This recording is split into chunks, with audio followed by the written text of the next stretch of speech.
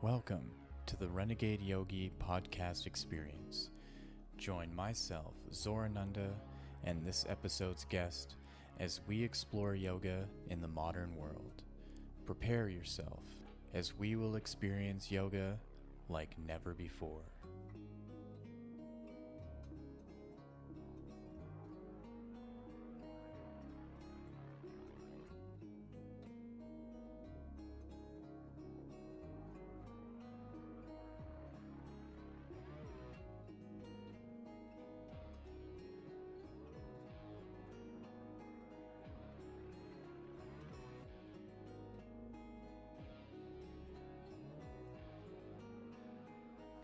Hello and welcome to the Renegade Yogi Podcast Experience. My name is Zorananda, and today we are diving into Anahata Chakra for a solo podcast episode.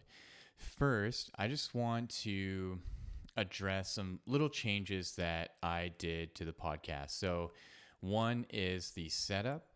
I put this table in instead of that little table. And I had my producer, John Atonic, gift me a compressor to add to my Tascam stack for all my sound quality. So now the sound quality is way better. It's nice and balanced, especially when I have a guest. I was finding that the method that I was using to try to balance out and equalize the sound just really wasn't working out. And he pointed out that I was going to need a compressor, and he had one on hand, and it makes a world of difference.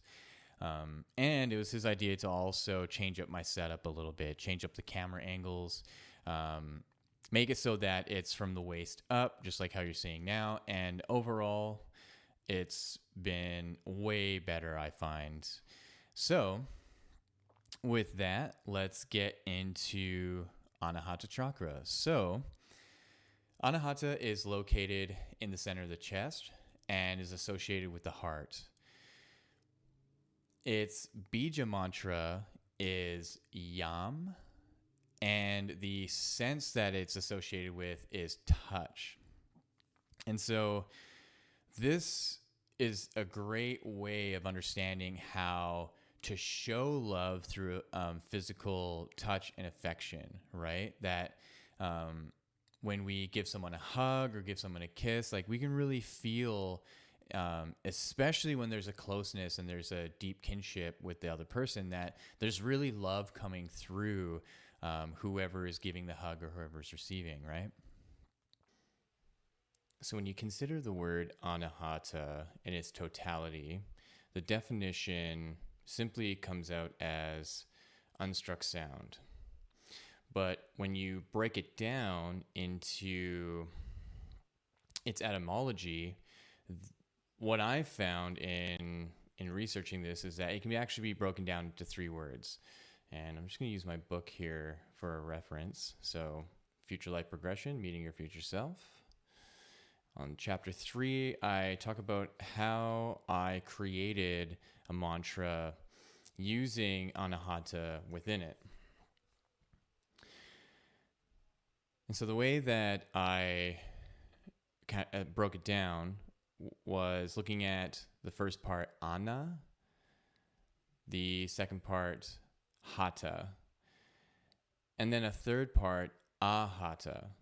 So Ana translates to breathe, Hata translates to struck, and Ahata translates to unstruck.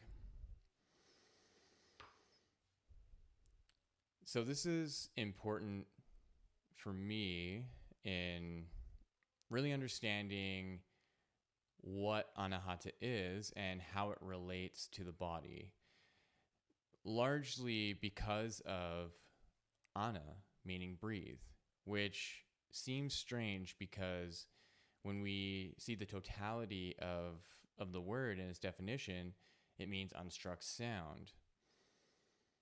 And so I think there's this link between sound and breath and to breathe through vibration, right? Because when you breathe, you can feel that there is a subtle vibration.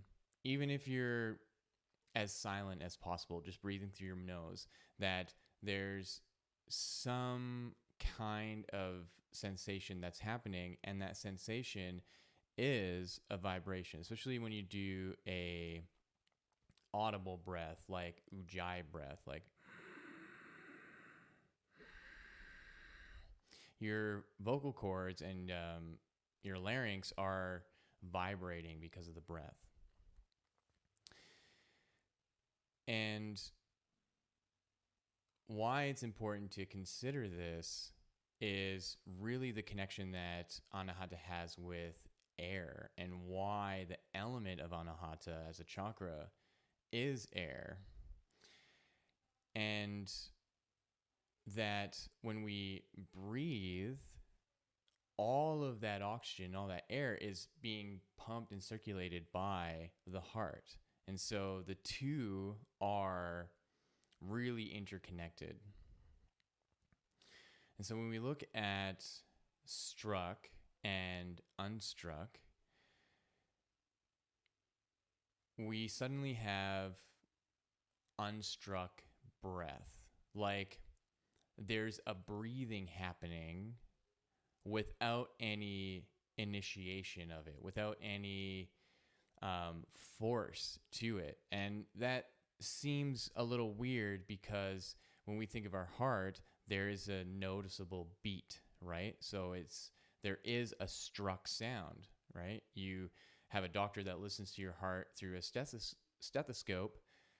The doctor can hear the heartbeat and can identify that indeed there's a beginning and ending to the dudum. But in Anahata's case, there is no dudum. There is just it as an existence and as a being and as a flow that is never ceasing and is always expanding in all there is. And so this is important, again, to consider as we look at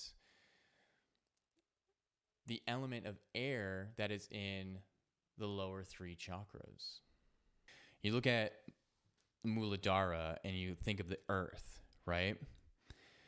In order for anything to grow out of the earth, there has to be little pockets of air for the microbes and the bugs and the roots to actually move through. If the earth was just completely solid and there was no way for anything to penetrate through, we wouldn't have any capacity to grow anything, right? So the soil needs air. The earth needs air within it to actually allow anything to grow.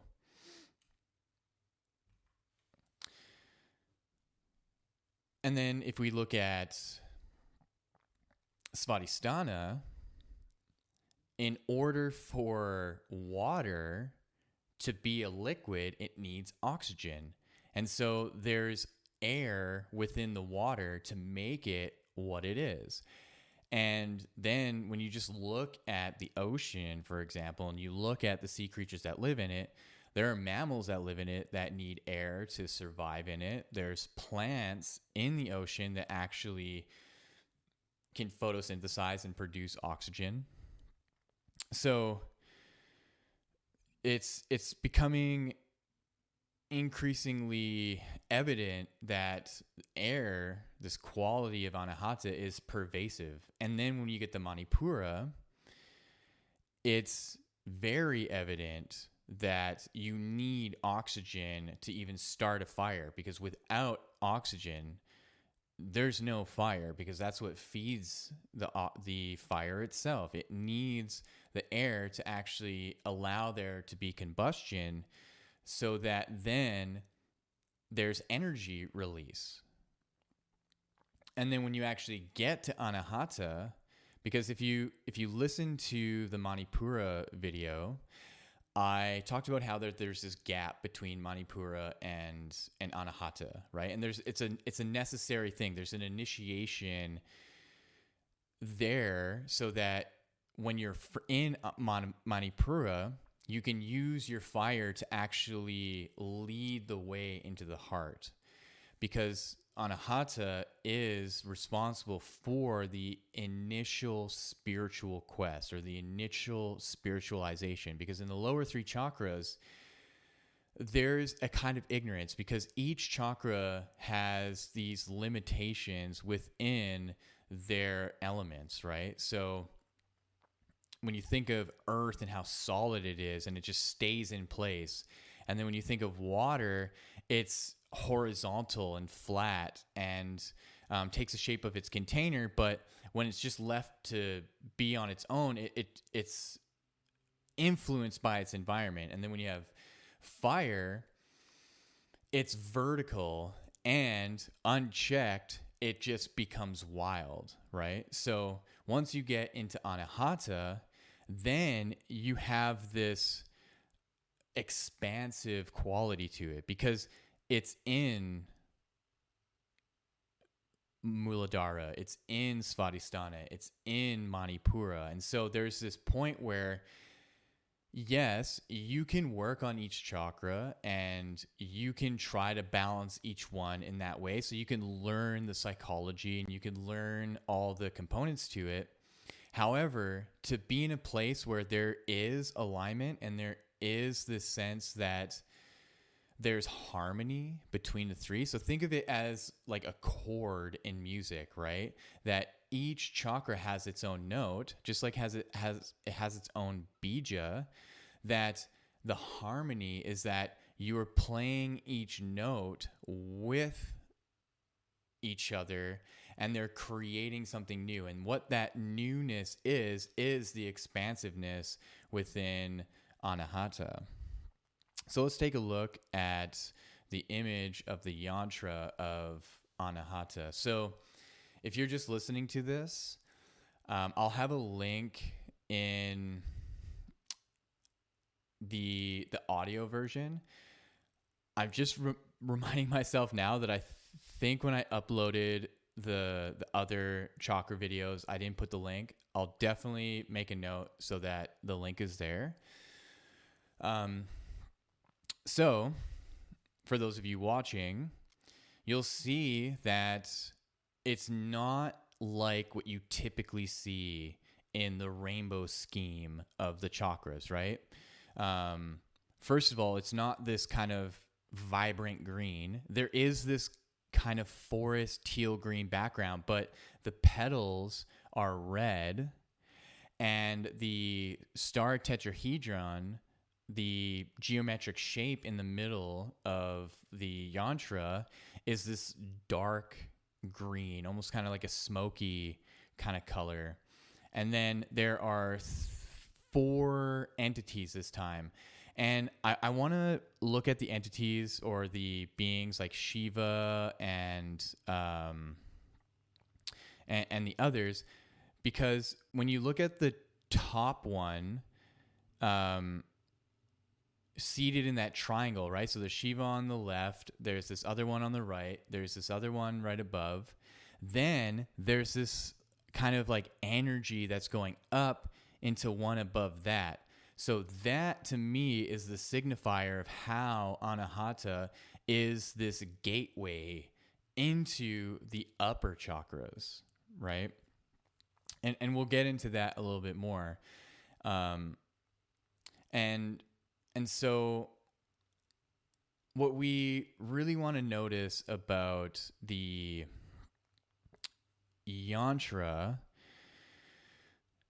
is that the entities or the beings are aligning with each other, right? They're forming this triangle inside, and they are the gatekeepers to it.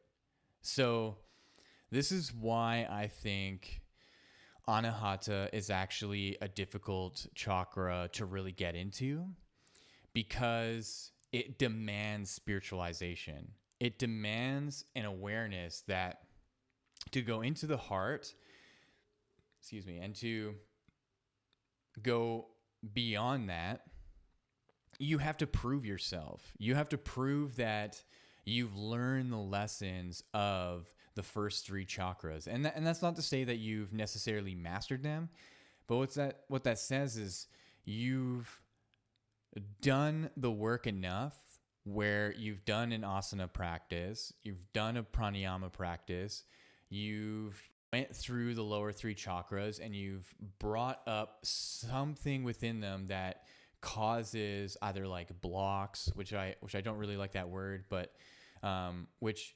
causes these patterns of behavior to be more negative, or to be more selfish or insecure or unstable, right? So if you were to look at it starting from the bottom up, right, where you have Muladhara, that there's this instability. So you got to work with how to become more stable as a human being. And then when you move into Svadhisthana, that you work on being less insecure and more harmonious with the people around you and your sexual energy.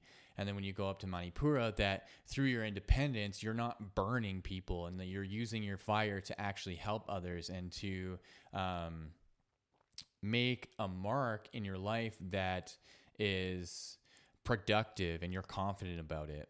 So then when you get to the heart, you let go of all that. You let go, and you trust that Anahata takes care of maintaining the relationship between the three. And then you don't really have to think about the other three so much. You can, by any means, spontaneously, you can do practices to work on them. But it gets to the point where as your practice progresses and as you become just more flexible, physically strong, mentally strong, emotionally strong, kinder and more harmonious in that sense, that you are called to go deeper into your heart, and you feel it intuitively that the work now is to enter into the heart and to see where that goes. And what starts to come up is the necessity for healing, and particularly the use of the bija mantra to really shake things up in your body so that your heart can show you what more needs to be healed. And this is really powerful because we think that the heart is such a vulnerable place and that it's kind of gushy, right? Like coming from your heart, there's this kind of romantic sense to it, when in all truth and reality, it is a very powerful center. It is the center for the maintenance of your life, right? Because you can get into an accident and you can be completely brain dead, and yet your heart can keep going and you can be in a vegetative state and be alive. But if you're stabbed in the heart or you have a fatal heart attack, you die, right? But because without the heart, there's no blood pumping, there's no oxygen pumping. As soon as your brain doesn't have enough oxygen, it just shuts off.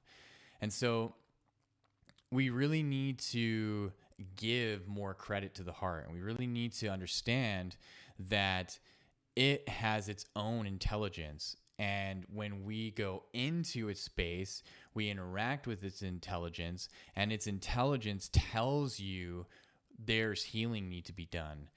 And the bija mantra is really great in participating with that healing, where when you're doing, say, a Kundalini class, and I'll give an example a bit later of a really powerful Kundalini class I had in my 200-hour teacher training that really changed my life, where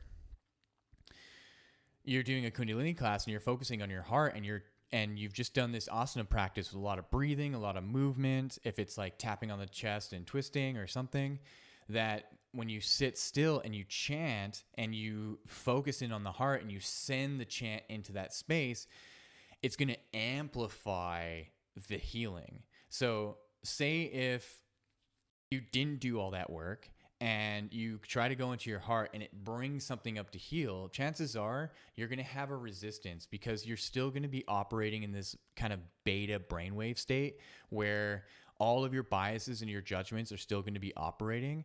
And so when something comes up to be healed, you're not going to be ready for it and you're going to push it away. But when you do all of that strong movement, strong breathing, and strong focusing, that you change your brainwave state slightly out of the beta wave into the alpha state and really amplify into the gamma state, where then you're actually so much more prepared. And that can just rush up and bring to the forefront of your mind what needs to be healed. And in that time, you can send into it the bija mantra. So the bija mantra is yam. So you're like yam, yam, yam, yam. Another one is ma. And ma, as you can hear, is deeply associated with the mother energy, with divine mother. And so you can really have an impact on yourself in totality of your physicality, your emotionality, your mentality, your spirituality, and doing this kind of practice and chanting either yam or ma and really sending into the space of your heart this mantra to then clear out anything that's in there that's stagnant, that really can promote the healing that you want to happen, right? Because we are a whole host of traumatic experiences and we just don't know it, right? Because there's a natural defense mechanism within the brain that is like a storehouse of traumatic experiences, but there's amnesia almost surrounding it. And that's there on purpose. It's to safeguard us so that we aren't just having these strong flashbacks of traumatic experiences all the time. If you think about the nature of the mind and the flow of thoughts, we're having 10,000 or thoughts more a day. Imagine if 8,000 of them were just straight traumatic experiences. That would be, you'd go crazy. No one would be able to function properly. So the brain purposely has the section where it just goes, okay, all that stuff that will torment you, we're just going to put this in a safe space. However, with the onset of something like PTSD, that initiates the stream of those thoughts and those streams of those traumatic experiences to actually come back into the forefront of your brain. So I need to be careful here. I'm not saying that just doing this practice is going to cure your PTSD. That's not the case. What I'm saying here is that there's an opportunity to address the trauma consciously so that you can look at it in a different perspective. So say if right now, suddenly you have a burst of a memory of a traumatic experience and you don't know how to deal with it because it just comes out of nowhere and you're like, holy shit, what do I do with this? What the practice can do, where you're in that moment of doing all the breathing, say if it's like Kapalabhati or something, or you're doing the twisting and tapping and breathing and doing it really strong and powerfully for extended periods of time, that you are signaling for the trauma to come out, but you've changed your perspective in your brain state so that when it does come out, you can assess it and it's not so shocking for it to come out, because that is really the intention of it, is to release that stuff through the heart. And then when it comes up, you can stop, close your eyes, really become clear and focused, have that traumatic experience there, and chanting this bija mantra into it so that you are repatterning that exact part of the brain. Because for that image to come up, that means there has to be activity. That means that there's energy going in through the neurons. There's this signaling that's happening, right? There's this, like, it's a spotlight that's shining right on that part of the brain. So then what this technology is doing is then using the bija to repattern that part. And so that's just not going to happen right away, right? Sometimes it takes, years of practice to get to the point where you can have a total experience where you really feel that you've repatterned that and you've really healed it. So this gets into my story, my example. So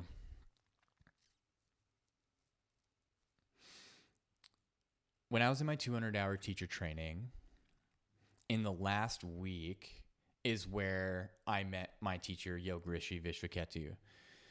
He's the founder of Akanda Yoga, that's the practice that I teach, or the style that I teach. That's what I practice.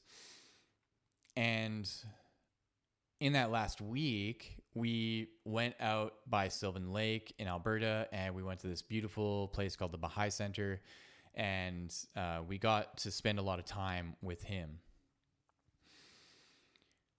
On the Thursday, so already, 4 days have went by. On the Friday, this is when the Kundalini class was happening. I have another story about Vishwaji. Maybe I'll tell at the end. But on the Friday, we did the Kundalini class. And the way that he structures the Kundalini class is that you have your initial warm-up and assessment, and you bring awareness to the chakras, and it's just a nice way to introduce a sense of what you're about to get into. Then you can either focus on a couple chakras, or you go through each chakra. And in this class, we went through each chakra. So we started with Muladhara. We worked our way up to Svadhisthana. We worked our way up to Manipura. And by this time, it's getting intense. The movements that we're doing are intense. The breathing that we're doing, the bija mantra that we're chanting, because that's really the sequence, right? We're doing a posture that has a lot of repetitive movement. Then we're doing a breathing exercise that is done for an extended period of time. Then we're seated and we're chanting loudly the bija mantra. So we get to Anahata, and we're doing the movements. Everything seems normal. We are doing the movements, we're doing the breathing, then we get to the bija. And this is where, instead of yam, we're chanting ma. And as soon as we start chanting ma, something changes within me. And at first, I'm resistant immediately, because I can feel something in my gut. I just feel it kind of trying to make its way up. And I'm like, no.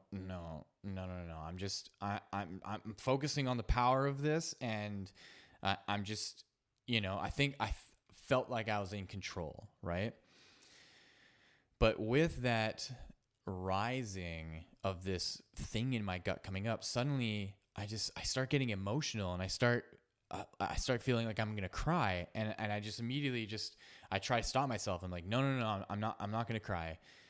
And without warning, this, whatever it was, burst through into my heart, and I just immediately started bawling and crying, the hardest I've ever cried in my life. And while this was happening, everyone is chanting ma. So imagine like a room of, 20 people, and this like ma is echoing, ma, ma, ma, ma, and it's getting louder and stronger and louder and stronger. And I'm just bawling, and suddenly I'm seeing these flashes of images of my mother, and not every time, but times where I was rude to her. I like yelled at her if I was a kid, and I was just being disrespectful.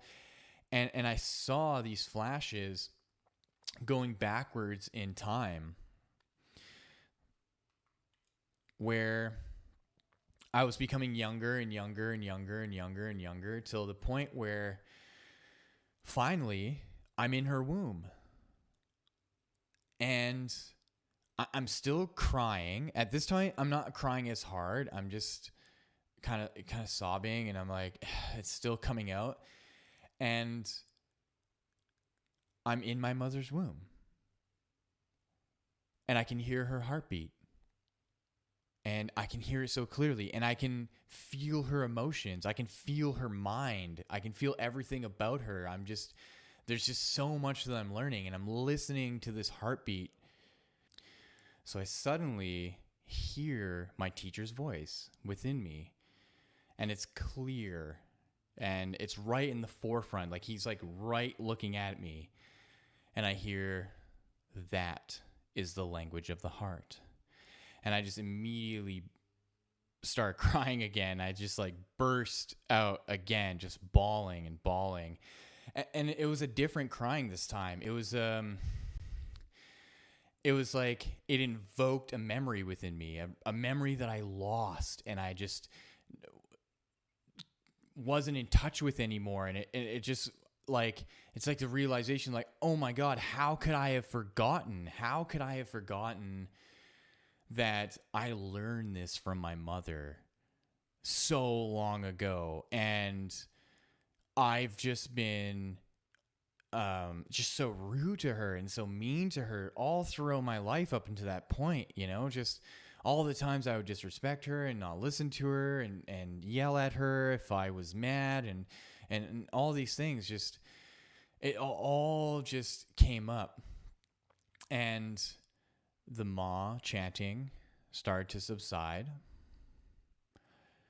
And I was still kind of sobbing. And he goes, or my teacher, Vishuddhi, goes, okay, it's time to go on your back. We're going to focus on Vishuddha. And we lay on our back in Shavasana. And he says, if there's any sound, anything you want to release, now's the time to do it. So I'm still kind of sobbing, just like those post-cry kind of like chest convulsions, and I hear people around me, they're going like, oh,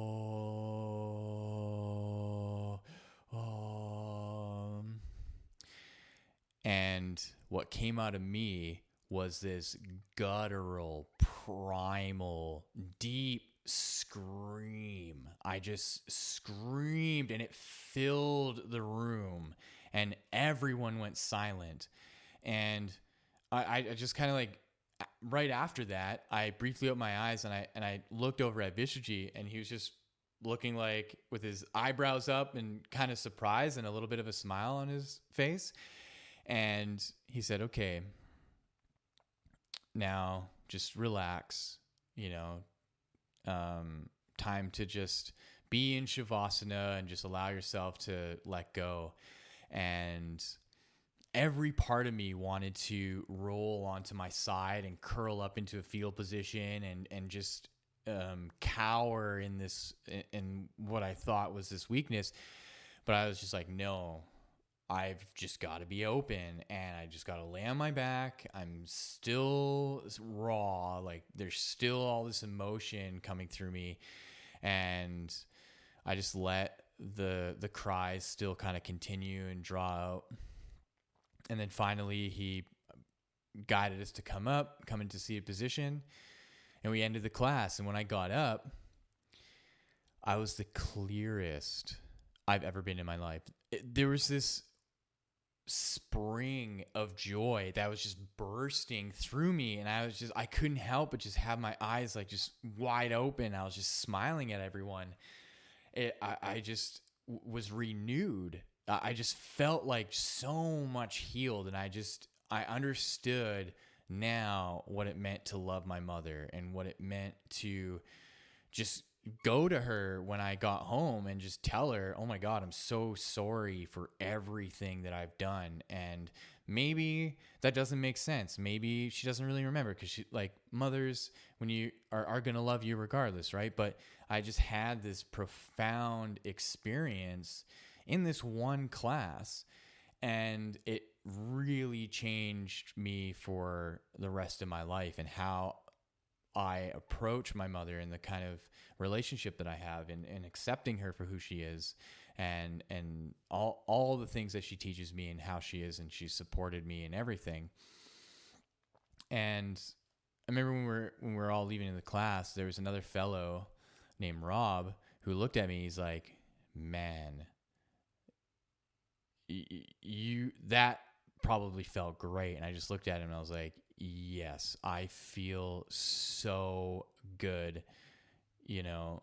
And he said, like, yeah, I had that come up too. I had this, you know, sense that I needed to cry, but I didn't. I was like, yeah, you probably should have, because I think a lot of us did. But that's the thing, like what I was saying earlier, that we need to really prepare ourselves for that release, because the insecurity not to cry in front of people, the fear not to look weak, and the shame, that's not coming from the heart. That's not a blockage in the heart. That's coming from the lower chakras. That's the inability to find the interconnection of air within us so that we can find that path upwards.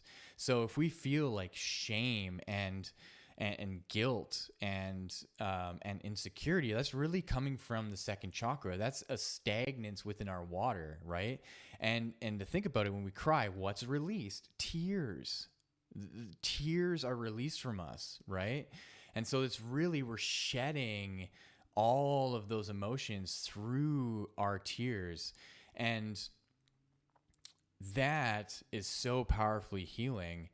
And you know, like I said earlier, that might not come about from one class, because I've had Kundalini classes, or no. Yes, I've had Kundalini classes before. I've done strong asana classes all that year, but I never had anything like that. And so there's really this combination of not only having a class that's like that, but also having a teacher that can hold the space for that. And Vishuji did it just so wonderfully, where he even showed up internally in that experience. And that's really what showed me how powerful this person is and why he's my teacher. And that's not the first time, but I'll save it for the end, because I have a little bit more just to go on and discuss about Anahata chakra. So what all this does, right? So that, in that sense, my experience was a lot of healing of the lower chakras, right? A lot of healing of shame around my parents, because they were from Serbia and they weren't like my other friends' parents who were Canadian. And there was, with them, there's no language barrier. With my parents, especially my mom, there's a bit of a language barrier. And then the rudeness and the inability to be kind to my mother and understanding and all that stuff, right? So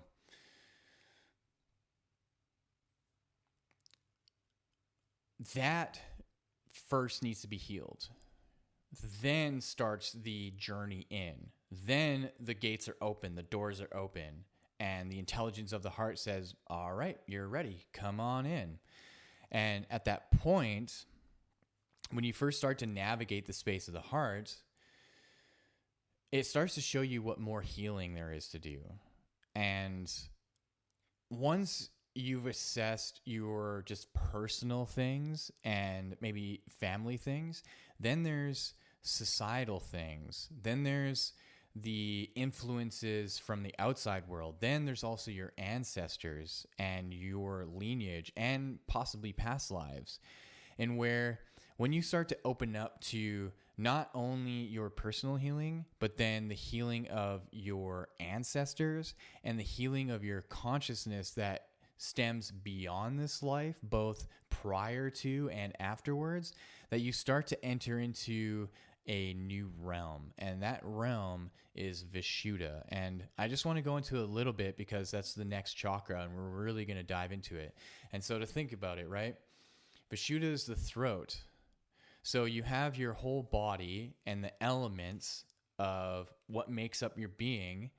Then you have this bridge, which is your neck, right? Your neck is a bridge. from your body to your head. And so Vishuddha is the bridge into the higher consciousness. And in order to access it, you need to go into the heart first, where instead of thinking of it this way, where the heart is here and Vishuddha is up and it's a vertical thing, when you go into the heart, you're actually traveling into the heart, and this flips horizontally. And then now you're going deep into the heart horizontally, and you're going into it, into the realm of time of Vishuddha and timelessness and time in all capacity, past, present, future in one duration. So I think I'll leave it with that. I'm going to end with a story of my teacher, Vishwaji. So the day before my whole heart chakra opening Kundalini class, on Thursday of the last week of the 200-hour teacher training, I woke up at my alarm clock at around, I think it was like 5:30, because the class starts at 6, and I usually woke up at 5:30. I really want to get this. Because I'm pretty sure there's a meditation before the class. So I woke up and I wasn't feeling too well. I had something going on with my throat. I just did a whole month of yoga every day, so my body was, feeling sore. And I thought to myself, well, the way that the teacher training worked is you could only miss 2 classes in the whole training. And so I was like, well, I missed one because of my brother's wedding. And so I have technically one more that I could miss, and then I'm not going to be reprimanded and potentially not graduate. So I was like, you know what? I'm just going to chill today. I'm just going to get some more rest. So I go back to bed, and suddenly I wake up and I sit up in my bed and I look at the front door of my little dorm, because the way that it was set up, it was like there was this long building with individual rooms. And when you went through the door from your room outside, there was a meadow and then a forest. And so when I woke up, my door was open and it looked like it was noon or midday, because the sun was shining through and I was looking clearly out into the meadow just as it is. And I was like, holy shit, did I just sleep for 6 hours? Did I just miss the whole day? And I see these 2 white butterflies fly by. And then I see Vishwaji standing at the foot of my bed, and he's wearing all white. And he's illuminating this white, soft white light off of him. And I look at him, and he just reaches his hand out, and he says, come. And I look at him for a second, confused. I'm like, what are you doing in my room? This is like, how did you get here? This is so weird. So I was still in the state of mind that I wasn't feeling well, and I didn't want to go to the class. So I looked at him and I said, no, Vishwaji, I'm not feeling well. I can't come to the class. I just want to rest. And so he lowers his hand, and suddenly I wake up. And my door's closed. The sun is just rising. It's still kind of dark in my room. I look at the clock, and it's just before 6 o'clock. It's like 5 minutes before the class. And I'm like, holy shit. I just had a full-on lucid dream vision of my teacher coming to me, wanting me to go with him out to and I didn't go. And I said no, I wanted to rest instead. And I was just so beat up by this. I was like, oh my God, I could have just went on this whole astral journey with my teacher.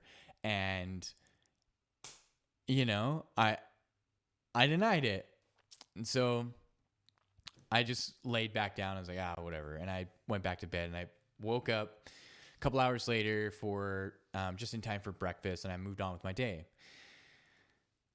Later on at around noon, It was after lunch. Vishnuji usually went to his dorm to just take a little nap. He calls it a little shavasana. And I caught up to him and I was like, Vishnuji, I just want to share this experience that I had this morning. I had this dream that you came to me and you wanted me to go with you, like out, I don't know where, like you just said to come with you somewhere, but I said no, and I was still tired. And I was like, did you do that? Like, did you like project yourself or something? And he just laughed and he said, no. I noticed that you were in class. And so I thought to myself, oh, I hope he's okay. I hope he's doing okay. And that's it.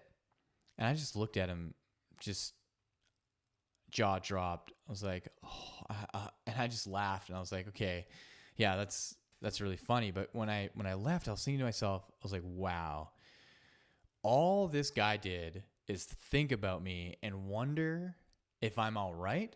And that manifested as a whole lucid vision of him coming to me. That was the signal to me that this yogi, this Himalayan master is legit. And from then on, I just knew that this is my teacher. So that to me is the significance of getting into Anahata. That is what leads to experiences like that. So if you're wondering how you can start to have phenomenal experiences, how do you start initiating these spiritual synchronicities? It's not going to come about remaining stuck in your perspectives and your perceptions of a limited material world, because that's coming from those first three chakras, because they're naturally limited, right? The earth is limited to being this solid, unmovable thing. The water is limited to only being horizontal and only really moving from something external pushing it, like a river and wind. And fire is limited because it's only vertical, and it's based upon how much oxygen is going into it, where Anahata then is the unlimited, unconditional love, unstruck sound. That's why the element is air. When you look out into clear blue sky, it's unlimited almost, right? You can look in one spot in the sky and it just seems you can't find an end to it, right? And so when you invest your practice going deeper into your heart, you will attract either people that help bring about these experiences, or internally entities and deities, or just more synchronicities that show you that you are going on the right path through initiations for you to expand in your spiritual awareness. And the next step is Vishuddha. So I'll leave it at that. There's a lot to think about there. One last thing. There's a practice that you can do that can really help open this, and it's called Kati Chakrasana. Kati Chakrasana. And essentially what you're doing, I don't have too much room here, but you're opening your arms out like this in a T, and you're twisting and tapping over your heart and exhaling through your nose. Twist the opposite side. And you're standing when you're doing this. Or you can be seated if you're doing a particular Kundalini. Actually, regardless, you can be seated and do this, standing or do this. I like doing standing just because you can get really the full rotation of the movement. So what this does, you have a gland, right above your heart. So right about here, called the thymus gland. That gland is attached and connected to your hippocampus. And what tapping here does is it stimulates the gland to send signaling to produce oxytocin. And that is what really allows you to begin to open up into processing these limited kind of lower chakra emotions and psychology behaviors and stuff like that, because you are using the oxytocin to then change your brain state. Because right now, in your normal day-to-day, just right now, there isn't any oxytocin at a high amount being produced, right? It's basically dormant. It's waiting for particular things, right? Oxytocin is that like love drug, right? It's the love chemical. It brings and initiates bonding with your family, your loved ones, and people and animals and just things, right? And so when you do this exercise, you are actually making the oxytocin happen voluntarily rather than involuntarily, rather than, someone buying you some flowers, oh wow, and you smell the flowers and you feel this love and you get this little hit of oxytocin. Where here you can do this exercise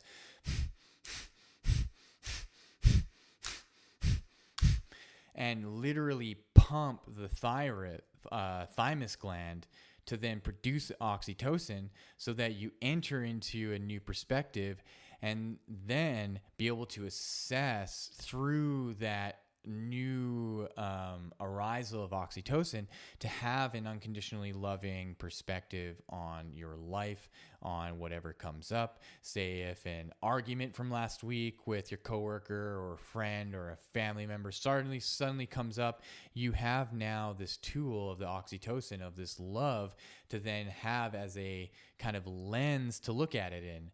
Where if you didn't do that and that came up, maybe you would perpetuate the story. Oh yeah, fuck that person. Like, they were so mean to me. Like, whatever, man. Like, I don't care. That's perpetuating the cycle in the story. Where you do this exercise, the thing comes up and you go, yes, that person was rude. However, I want to do the best that I can to be a loving person.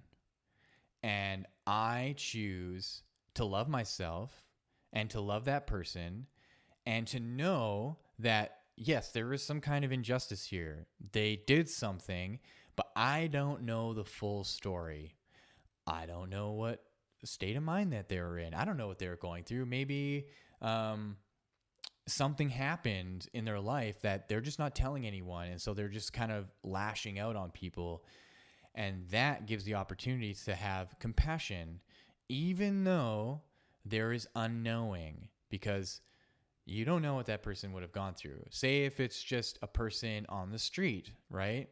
Where you get into a kind of like an altercation, it just seems random. Or like I said, it's a coworker, a family member, or a friend, all right, or an acquaintance, where even though there's unknowing, the compassion, that oxytocin, the unconditional love, opens up an awareness that you can understand that whatever they're going through is not about you, and that you can choose to be loving. So with that, thank you for watching. Thank you for listening. I hope this podcast helped. I hope you got something out of it. Please feel free to message me any questions you like. You can find me on Instagram, yogi.zorananda. Likewise on Facebook, yogi.zorananda. You can, those are the primary places that I operate in. Check out my website, www.zorananda.com. Right now, it's very basic. Basically, there's a little blurb about myself. You can buy my book on there. You can buy my music, and you can buy my meditations. So the meditations go with the book. As you'll see when you get it, that each chapter is a different exercise, a different meditation, and the guided meditations on my website are just going to help you go along with the book. So, thank you for watching and listening. Have a wonderful rest of your day. Enjoy.